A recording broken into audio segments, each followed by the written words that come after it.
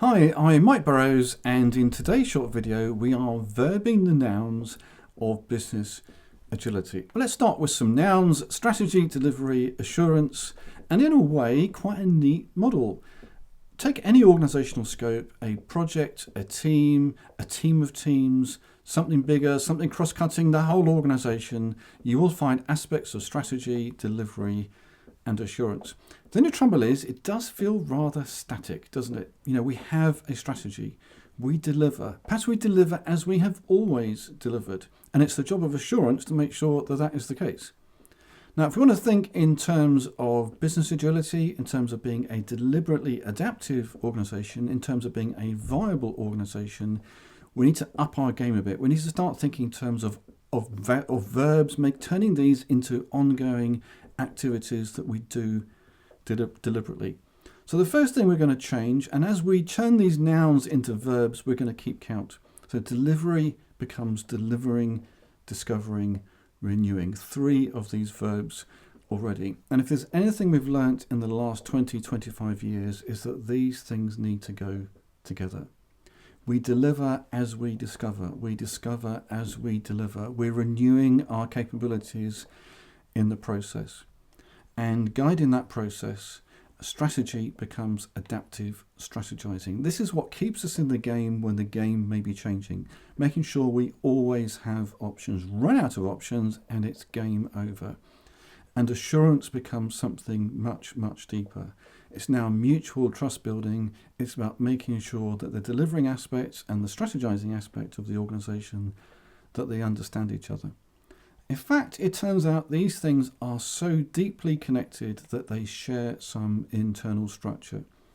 We're now talking about 3 overlapping spaces, the 3 overlapping spaces of the deliberately adaptive organization.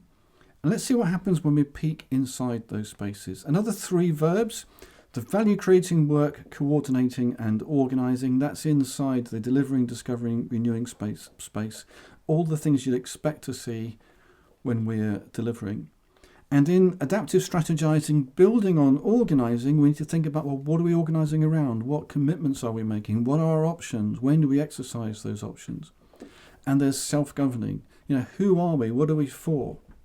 And what's the right balance between the doing and the thinking, the delivering and the strategizing, and so on. And down in mutual trust building, we are contextualizing, making sure that the strategizing piece has the operational context it needs to make good decisions, and likewise the delivering space has the strategic context it needs so that it makes good decisions. So we're back to our overall model, the 3 overlapping spaces, and we now know that there's some structure inside these 3 spaces. That helps us understand what's going on in the relationship between different levels of scale, between a team and its team of teams, for example.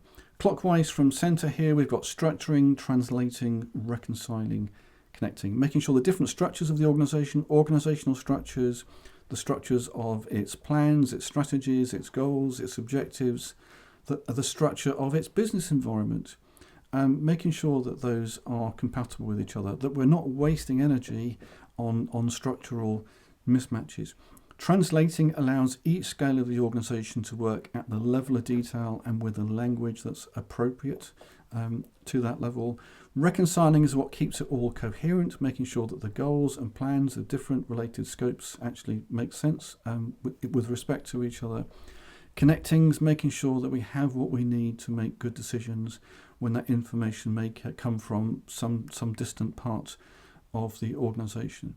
And it's about making sure that the right people are present and available at the right times. 2 more of these strands in the relationships between scales, identifying and inviting, and going up to 19 now, representing and participating. These strands aren't quite so symmetrical, so they each get 2 names. That's two more verbs. That's taken us to 19 verbs now. I'm not going to add any more. The question now is, well, why is any of that important? Well, if we zoom back to the delivering, discovering, renewing space, we've got the basic stuff here. And you might think you're world class in terms of how you do your work. You've got world class systems for coordinating your work, for organising your work.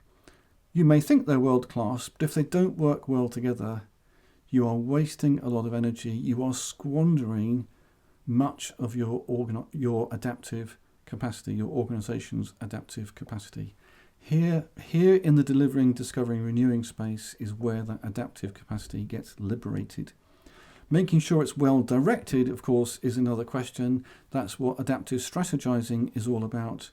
And imbalances here, if these relationships aren't healthy and productive, then this is enough to turn an organisation into one that's facing a crisis. High and dry, because it's over-invested in delivery and not done enough on developmental stuff, or vice versa. Invested so much in developing its platform, it's forgotten that it needs to deliver in order to pay the rent. And self-governing is crucial here as well. Does the organisation have the right identity to have healthy relationships inside and outside the organisation? And mutual trust building is not only about trust as something cultural or something emotional. Not that those things are unimportant, far from it, but there's also the fundamental issue of context. How do we all, up and down the organisation, whether we're talking delivery or strategy, have the context we need to make good decisions? That is a challenging problem. Between scales, these different strands, we're talking about issues of structure, scale, and responsiveness. I'm not selling to you here a particular process or a particular organisation structure, but helping you identify what gets in the way of your organisation attuning itself to its business environment and meeting its challenges well.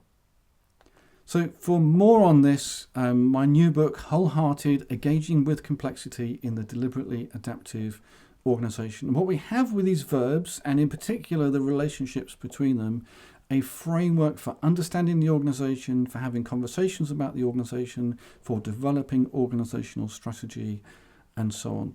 And it's based on something that's highly respected, Stafford Beer's viable system model, which I've updated for the digital age, or now even the AI age, if you like. Since the 1970s, and particularly in the last 20-25 years, we have understood how important it is that delivering, discovering, and renewing are integrated. Now, it turns out when you do that, it actually simplifies the model. Now, if you know anything about modelling, you will recognise that's probably a very positive sign.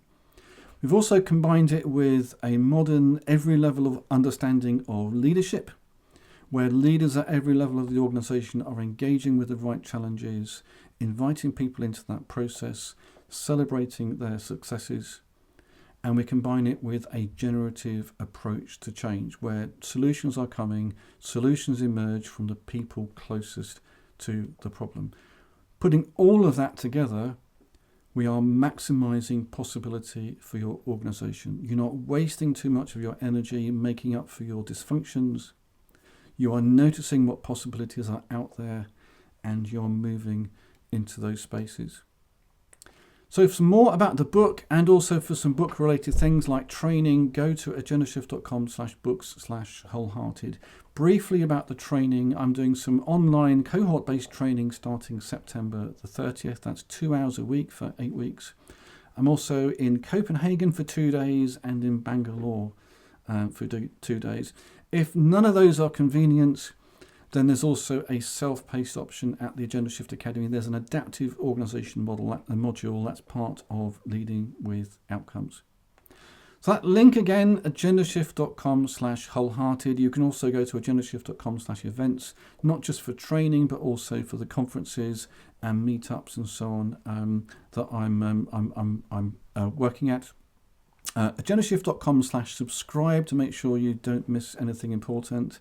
And by that same token, make sure you're following Agenda Shift Academy and do connect with me, Mike Burrows. These videos go first to LinkedIn, but there's a YouTube channel, as you can see here also, and I hope to see you soon.